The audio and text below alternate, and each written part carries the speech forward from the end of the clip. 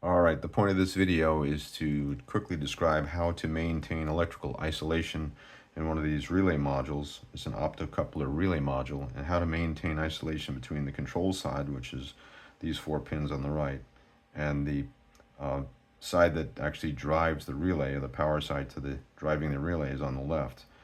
You'll note here that there's 2 VCC pins on the left side, and the key is that if you want to maintain isolation and you're bringing in power to drive the relay separate from the power that's coming from, say, your Arduino or ESP32, that you bring the power into this pin on the far left. So not the middle VCC, but the left VCC.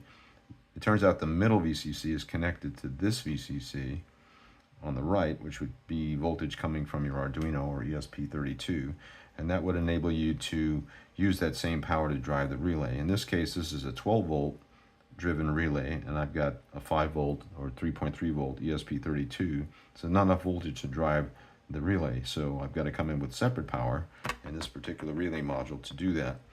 And so it's very important that you hook up on the left VCC pin, otherwise you would bring your 12 volts over to this pin, which would then be driven into the Arduino or ESP32, and it could actually cause damage there. Unfortunately, I know that by hard knocks.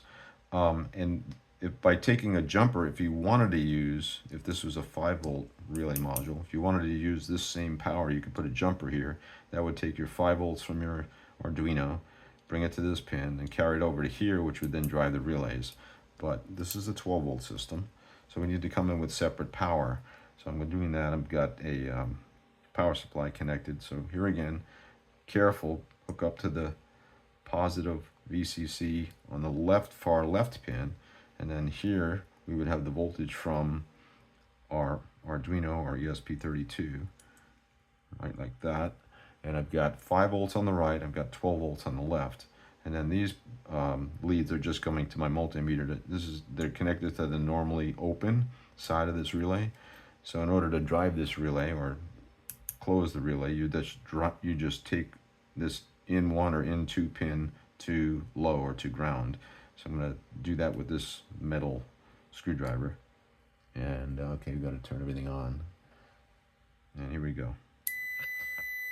There we go. So you see the light lights up. This relay is triggered, and then my multimeter is in resistance mode. You'll see it go, resistance go to 0. Fraction of an ohm.